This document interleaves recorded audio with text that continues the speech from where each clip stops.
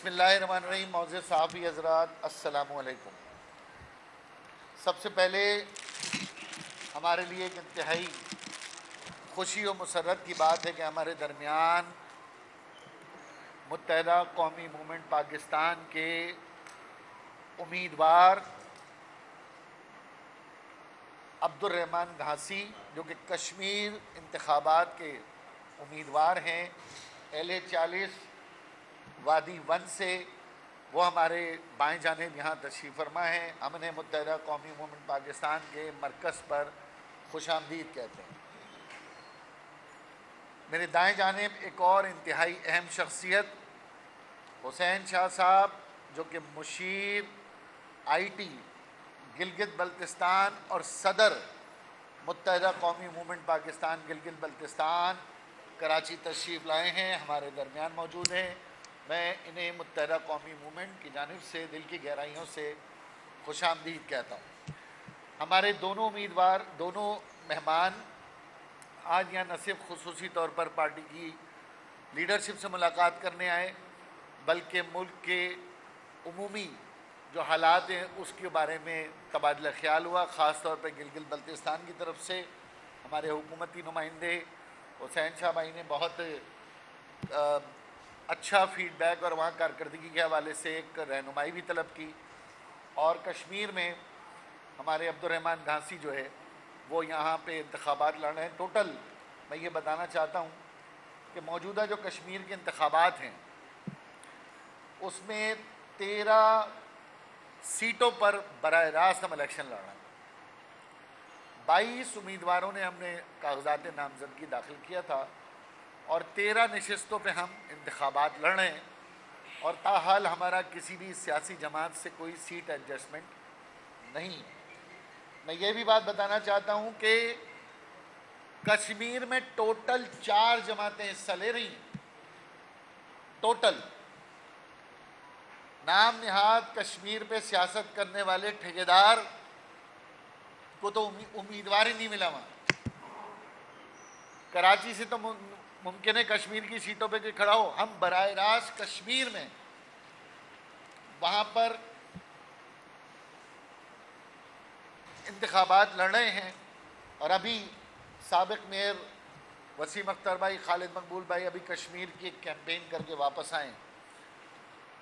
तो कहने का मकसद ये है कि एक तरफ गिलगित बल्तिस्तान में हमारा नुमाइंदा वज़ीर काबीना का हिस्सा, दूसरी तरफ कश्मीर में 22 उम्मीदवार हमने उनके कागजात नामजदगी दाखिल किए और 13 उम्मीदवार हमारे बराह रास्त इलेक्शन लड़ रहे हैं। इसके साथ साथ मैं ये भी बताता चलूँ कि माजी में भी कश्मीर में हमारे पास 2 वज़ीर मौजूद थे जो काबीना का हिस्सा थे। मैं चाहूँगा कि मेरी बाकायदा प्रेस कॉन्फ्रेंस से पहले वज़ीर मुशीर IT हुसैन शाह साहब गिलगित बल्तिस्तान सदर मुत्तहदा कौमी मूवमेंट पाकिस्तान वो मुख्तसरन आपसे बात करें, वहाँ की इलेक्शन कैंपेन और वहाँ पे अपनी मौजूदगी, मुत्तहदा कौमी मूवमेंट की मौजूदगी और उस हवाले से बात करें। अल्लाह ताला ने हमें हमकिनार किया, कामयाबी से हमकिनार किया। और यही वजह है कि आज फिर एक बार जिसको मसनूई तौर पे कराची में समेटने की कोशिश की गई, जिस जमात की कराची में सियासी चाइना कटिंग की गई, वो जमात आज पाकिस्तान के तूल व अर्ज़ में दोबारा से उसी तरीके से अपनी मौजूदगी का एहसास दिला रही। बात सिर्फ गिलगित बल्तिस्तान और कश्मीर पे नहीं ख़त्म होगी। 6 अगस्त को कोयटा में मुत्तहदा कौमी मूवमेंट पाकिस्तान का एक अजीम व शान नज़ारा भी पूरा पाकिस्तान देखेगा। और उसके बाद पाकिस्तान के हर छोटे बड़े शहर में मुत्तहदा कौमी मूवमेंट पाकिस्तान अपने तंजीमी स्ट्रक्चर कायम कर रही है। वो लोग जो MKM को लिसानी जमात कहते हैं, वो ये बात सुन लें कि एक कौमी जमात होने या कौमी धारा होने की तारीफ क्या है। हमारा सवाल है, हमारा सवाल कश्मीर की जानिब से है, हमारा सवाल गिलगित बल्तिस्तान की जानिब से, हमारा सवाल कोयटा के नुमाइंदों की जानिब से। कौमी धारे और कौमी पार्टी की तारीफ क्या है, कोई हमें ये तो बता दे। तो जो हमें लिसानी जमात कहता है वो कायदे आज़म मोहम्मद अली जना के अफकार से इनकारी। जो हमें इलाकाई जमात कहता है पाकिस्तान के वजूद में लाखों बानियाने पाकिस्तान की हिजरत के तोहफे, उससे इनकारी। लिसानी जमातें तो सूबाई जमातें, छोटी जमातें तो वो जमातें जिनकी जो कौमी जमात छोड़कर अपनी अपनी जबानों के अंदर कैद हो गई। परसेप्शन के ऊपर एमक्यूएम के साथ बहुत ज्यादती कर ली गई। गुज़िश्ता 4-5 साल से जिस तरह से एमक्यूएम अदम तशद्दुद अदम तसादम की राह पे गामज़न है, अब पुरअमन तरीके से अपना सफ़र जारी रखे हुए मेरी ये गुजारिश होगी कि अब इस जमात के साथ, इस महरूम मजलूम मुतवस्सित तबके के साथ और खुसूसन महाजरों के साथ ज़्यादती बंद की जाए।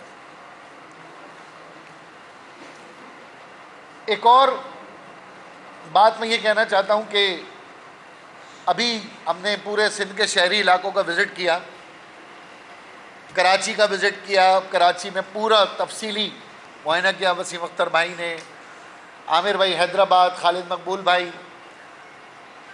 मैं आज आपको बड़ी जिम्मेदारी से कह रहा हूँ कि सूरत हाल इंफ्रास्ट्रक्चर की बहुत ख़राब है। 10 माह से एडमिनिस्ट्रेटर बैठे हैं। इस बारिश में अगर तबाहकारी हुई, खुदा न खास्ता शहरियों का नुकसान हुआ, तो बराह रास्त जिम्मेदारी वज़ीर आला सिंध और उनकी टीम पर होगी। अब तो कोई सियासी पॉइंट स्कोरिंग नहीं है, 10 माह का अरसा बहुत होता है भाई। और जिस तरीके से आप अपनी हुक्मरानी के कसीदे पढ़ रहे हैं, तो उम्मीद करता हूं कि कराची के अंदर ये मौजूदा जो मानसून की इस वक्त लहर आएगी, इसमें जल्द अज जल्द आपकी कारकर्दगी का कलई खुल जाएगी। मेरी तो दुआ है कि आपकी कारकर्दगी अच्छी हो। लेकिन जो सूरत हाल इन तमाम शहरों में विज़िट करके हम आए हैं, तो वो सूरत हाल इंतहाई मखदूश है। कोविड की चौथी लहर आ चुकी है। सिवाय दुकानें बंद करने, कारोबार बंद करने और उसके बाद पुलिस गर्दी की आड़ में भत्ता लेने के अलावा हुकूमत के पास कोई काम। अरे दुकानें बंद नहीं कराओ, माशी इस्तेसाल मत करो, अस्पताल खोलो, अस्पतालों में डॉक्टरों को बिठाओ। ये जो डॉक्टर्स आपके चहीते घर बैठे कराची से बाहर तनख्वाहें ले रहे हैं, उनको बोलो इधर आके नौकरी करें। सरकारी अस्पतालों में डॉक्टरों को 24 घंटे अवेलेबल करें। अस्पताल बंद कर दिए, फिर कारोबार भी बंद कर दिए। अस्पताल खुलने चाहिए ताकि कारोबार फले फूले। एक और अहम तरीन बात यह है कि अल्लाह का शुक्र है कि मुत्तहदा कौमी मूवमेंट पाकिस्तान की जानिब से खिदमत खल्क फाउंडेशन की सरगर्मियाँ दोबारा से बहाल हो गई हैं और आने वाले वक्त में अगस्त में यौम आज़ादी के मौके पर आपको मज़ीद नए संगे मील उनके आगाज़ का ऐलान किया जाएगा। आखिर में मैं सिर्फ ये बात कहना चाहता हूँ कि हमारी प्रेस कॉन्फ्रेंस के बाद जो गुज़िश्ता 3 दिन पहले हुई, मैंने साफ़ी दोस्तों से कहा था कि इसका जवाब लीजिएगा। मैंने पूछा नकल का जवाब लीजिएगा, स्कूल का जवाब लीजिएगा, अस्पताल का जवाब लीजिएगा, 10 माह एडमिनिस्ट्रेटरों का हिसाब लीजिएगा, जाली डोमिसाइल का हिसाब लीजिएगा। तो मुझे कोई जवाब नहीं मिला, कहीं से नहीं मिला। वही रिवायती तौर पे जो टिकर से चले आ रहे हैं कि बस मुखालफत बराए मुखालफत, मुखालफत बराए मुखालफत, वही ज़बान इस्तेमाल की गई है। और मुझे इल्म हुआ कि नासिर शाह साहब औरंगी टाउन गए थे। चलो शुक्र है उन्होंने औरंगी टाउन देखा तो सही। उन्हें पता तो चलेगा औरंगी टाउन है क्या। मैं उन्हें दावत देता हूँ ज़रा न्यू कराची भी आ जाओ, खुशबू लगा कर। न्यू कराची वाले भी इंतज़ार कर रहे हैं शाह साहब, और वहाँ पर जाके उन्हें पता चला कि मेरे बयान बदबूदार लगे उन्हें। शाह साहब, आप औरंगी टाउन जाते ही आपको बदबू महसूस होने लग गई। मैं कहा हम तो इन इलाकों में जवान हुए हैं, पले बड़े हैं, बयानात में बदबू नहीं होते। इस शहर के कचरे की जो बदबू है ना, वो आपके दिमाग में बस गई है, रच बस गई है वज़रा के दिमाग में। और ये औरंगी टाउन गए होंगे तो ऐसे गए होंगे जैसे वो लोग देखने नहीं जाते कि आओ देखें औरंगी टाउन कचरे से कितना भरा हुआ है, गटर कैसा है, सेवरेज कैसा है, क्योंकि इनके इलाकों घरों में तो ऐसा तस्वुर ही नहीं है। तो ये तफरी के लिए औरंगी टाउन गए थे। औरंगी टाउन वालों से मैं कहना चाहता हूँ, इस किस्म के जो वाले लोग हैं इनसे होशियार रहें। और लिसानी जमात कहने वालों की एक लिसानियत की आज की एक ताज़ा मिसाल और दे दूँ। इंटर के कॉलेजेस की स्क्रूटनी कमेटी बनी है, इंटरमीडिएट के इम्तिहानात की। 26 असातिज़ा में से एक भी कराची का नहीं, उसमें एक भी कराची का नहीं है, सब एक ही लिसानियत के लोग हैं। यह लिसानी जमात सिर्फ सिंध सेक्रेटेरिएट, सिंधी सेक्रेटेरिएट नहीं हुआ, इस सूबे का हर महकमा सिंधु देश बनता जा रहा है। जवाब दे मुझे मुर्तज़ा वहाब साहब के 26 में से कोई एक भी कराची का क्यों नहीं है? एक जवाब दे दे मुझे। कह दें कराची में सब नालायक प्रोफेसर हैं, कह दें कराची में कोई काबिल नहीं है, कह दें कराची में हमें कोई इंटरव्यू में पास नहीं हुआ, कह दें ना। तो फिर मैं आपको बताता हूं 26 में से किसके ऊपर करप्शन के केसेस चल रहे हैं, 26 में से किसके ऊपर औरतों को हरासा करने के केस चल रहे हैं। लिसानी जमात कहने वाले, असल लिसानी जमात पाकिस्तान पीपल्स पार्टी बन चुकी है। पाकिस्तान पीपल्स पार्टी सिंध की एक लिसानी जमात है, जिसका पंजाब में कोई नहीं है, जिसका कराची से सफाया हो गया है, जिसका गिलगित बल्तिस्तान से भी तकरीबन सफा हो गया और कश्मीर से भी फारिग हो जाएगी। चारों सूबों की जंजीर सिमट कर सूबे की एक कड़ी बन गई है, और एक ऐसी कड़ी जिसके साथ कोई दूसरा जुड़ा हुआ नहीं है। सिंध के सिंधी खुद पीपल्स पार्टी से परेशान। हैदराबाद समेत तमाम अदालतों में सिंध के नौजवानों ने पीपल्स पार्टी के खिलाफ केस कर रखे हैं।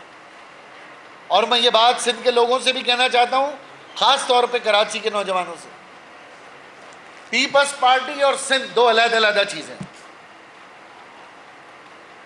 सिंध की अगर तरक्की चाहिए तो पीपल्स पार्टी को मुस्तरद करना होगा, सिंध की खुशहाली चाहिए तो पीपल्स पार्टी को घर भेजना होगा। और मैं उम्मीद करता हूं कि मेरी इस प्रेस कॉन्फ्रेंस के बाद कोई समझदार किस्म का जवाब आए तो ज़रूर बताइएगा। अगर कोई लतीफ़ा आ गया है तो मैंने पहले भी गुजारिश की थी कि वो पागल खाने में टेलीविज़न स्क्रीन लग गई है तो वहाँ भिजवा दें ताकि पागल थोड़ा हंस लें।